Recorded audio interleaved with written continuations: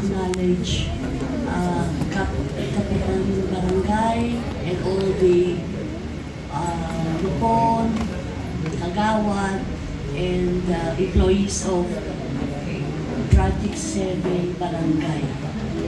And also the Prime Movers Association. And also the SK.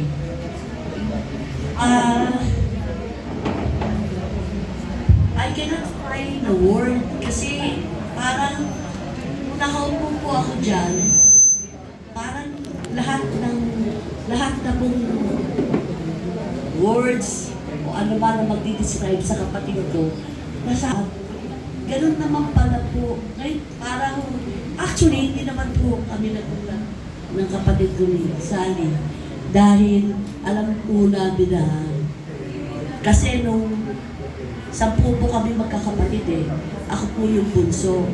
Naalala ko yung sabi na father ko na ang pwede ko lang ipamana sa inyo ay yung apelido ko, which is Alnas. Kung sino po yung nakakakilala sa amin kasi founder po kami ng Veterans Village. Actually, kami po yung mga nauna dito. So,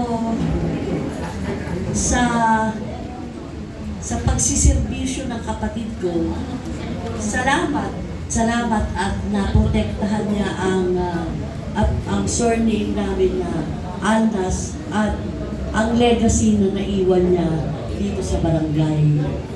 Alam ko naman po na he is always serving with dignity dahil hindi po kami napalaki po kami ng aming magulang sa mga virtues na palagi ipinapaalala po sa amin. Perfect. Salamat sa lahat.